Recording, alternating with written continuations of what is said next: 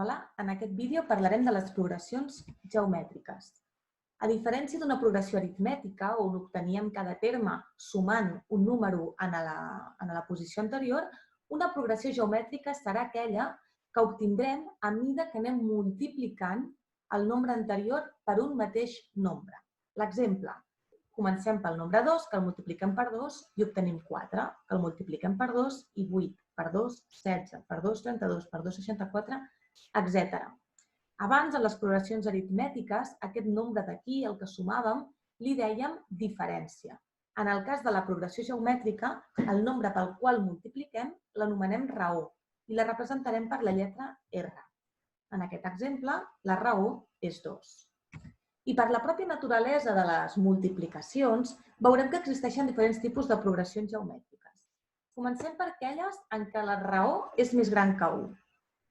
Què passa si la raó és més gran que 1, però el primer terme també és més gran que 0, és positiu?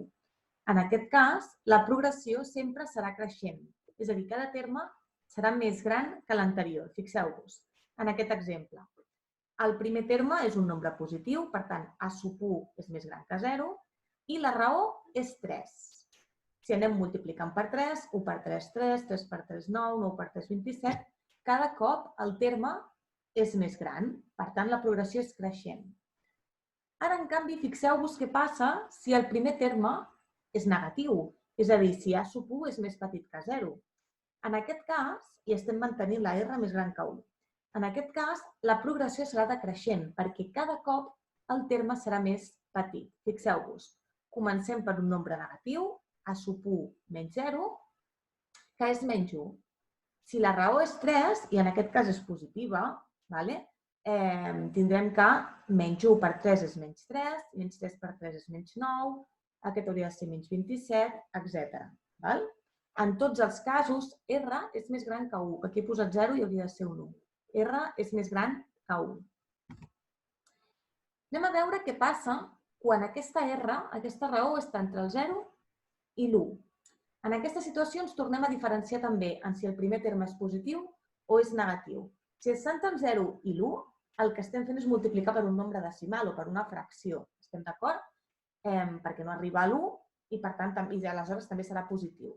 Si el primer terme és més gran que 0, és positiu, estem aquí, la progressió serà decreixent, perquè cada cop tindrem un nombre més petit. Fixeu-vos, comencem per A sub 1 més gran que 0, per exemple 2, i que la raó sigui un mig. Un mig es troba entre 0 i 1.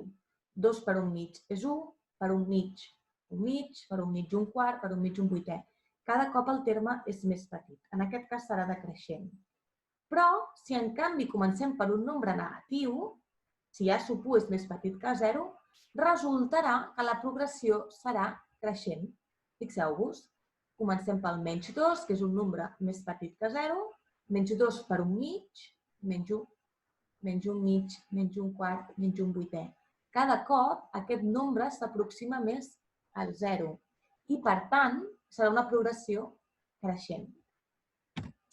I, finalment, què passa amb aquelles progressions on la R és més petita que 0?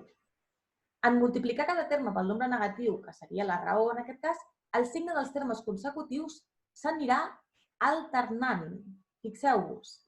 Exemple, amb una A sub 1 més gran que 0, és a dir, que comencem per un nombre positiu, 2, i que la seva raó sigui un nombre negatiu, per exemple, menys un mig, 0,5. Què va passant? Més 2 per menys un mig em dona menys 1. Si torno a multiplicar per menys per menys més, em dona més un mig. Més per menys, altre cop menys, i per tant anem intercalant positiu, negatiu, negatiu. I passa el mateix si el primer terme és un nombre negatiu, és més petit que 0. Si multipliquem per un mig, menys per menys, més per menys, etc.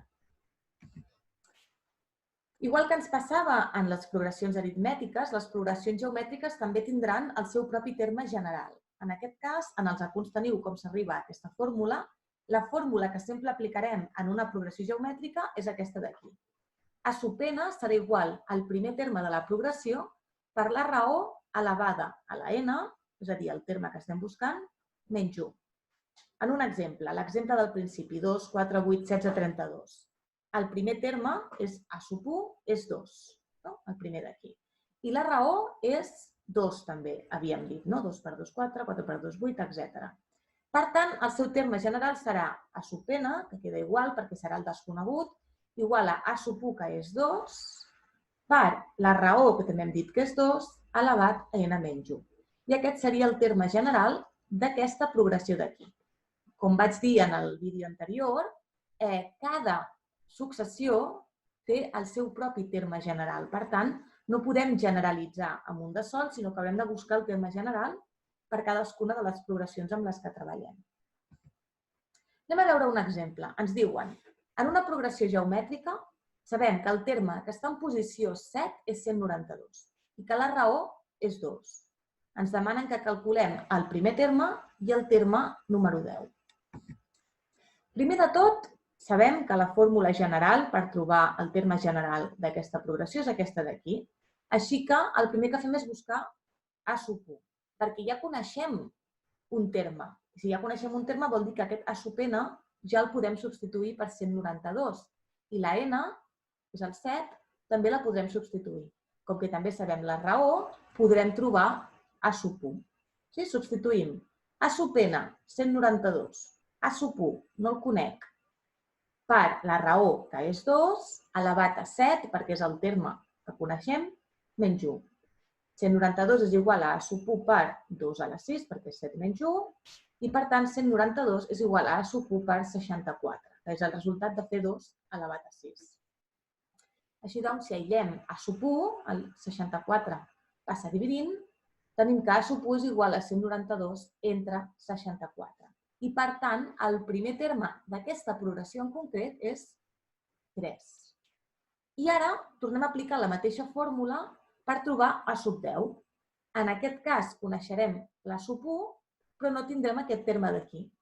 Però sí que sabem la n. La n què serà? Doncs 10. Som-hi.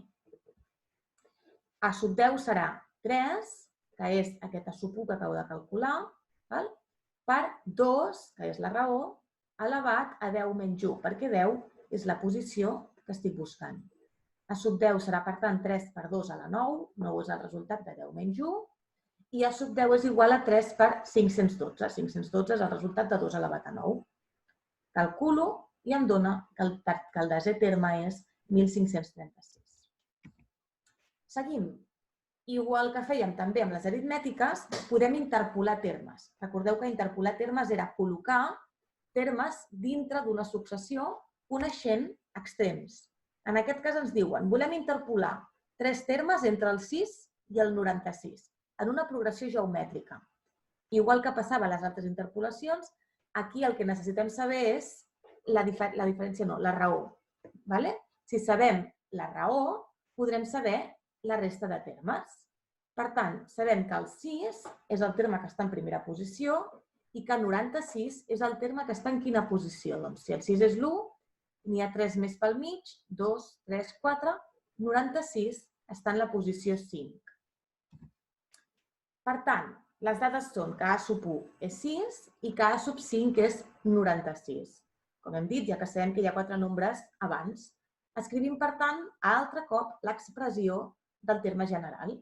A sub 5 serà igual a A sub 1 per R elevat a 5 menys 1. Per què? Perquè coneixem la sub 1 i coneixem la sub 5. A sub 5 és 96, A sub 1 és 6, la raó és el que no coneixem, elevat a 4, que és el resultat de 5 menys 1. R elevat a 4 és 96 entre 6 i per tant és 16. Per resoldre aquesta equació he d'aplicar l'arrel quarta i l'arrel quarta de 16 és més menys 2. Per tant, en aquest cas, podríem tenir dues raons, perquè les dues compleixen aquesta equació. I en aquest cas tindríem una raó que seria positiva i una raó que seria negativa. Però en tots casos ens funcionaria, perquè sabem que quan la raó és negativa, el que passava era que s'anaven intercalant positius i negatius. Però ens pot quadrar, fixeu-vos. Quan la R és positiva, és més 2, els termes que buscarem quins seran? Doncs 6 per 2, 12, per 2, 24, per 2, 48, per 2, 96. Per tant, 12, 24 i 48. En el cas de que la raó fos menys 2, que també es complia en aquesta equació, veiem que els termes serien menys 12, 24 i menys 48, perquè 6 per menys 2 és menys 12 per 2, 24, i 24 per menys 2, menys 48. Menys 48 per menys 2, de nou, 96, positiu. També podem calcular quin és el producte d'N termes consecutius d'una progressió. És a dir, si jo vaig a la progressió d'abans, la de 2, 4, 6, 8, aquesta, quin valor té multiplicar 2 per 4 per 8 per 16 per 32 per 64, bla, bla, bla, bla, bla, fins al número que jo vulgui d'una successió. Això ho puc fer també a través d'una fórmula. I aquesta fórmula és aquesta d'aquí. Per calcular el producte de n termes consecutius, el que he de fer és l'arrel quadrada del primer terme per l'últim terme d'aquest grup de nombres i tot això elevat a n, a la posició que ocupa aquest últim terme. Aplicant aquesta fórmula obtindré el producte de tots aquests nombres. Exemple, em diuen el terme sisè d'una progressió geomètrica de raó 1/3 és 1. Calcula el 8è terme i el producte dels 8 primers termes. Per calcular el 8è terme, el millor serà buscar primer A sub 1. Per calcular A sub 1, sabem que el terme sisè és 1. Per tant, allà on hi ha A sub n, posarem el terme sisè, A sub 6. A sub 1 no el conec, R em diuen que és 1/3 i N, com que és A sub 6, és 6. Si substitueixo, obtinc que 1, perquè A sub 6 m'han dit que és 1, m'ho diuen a l'enunciat, és igual a A sub 1, que és el que estic buscant, per la raó que és 1/3 elevat a 5, que és 6 menys 1. Si calculo tot això, obtinc que A sub 1 és 243. Per tant, aquesta progressió comença pel 243. Ara que ja tenim la sub 1, calculem A sub 8.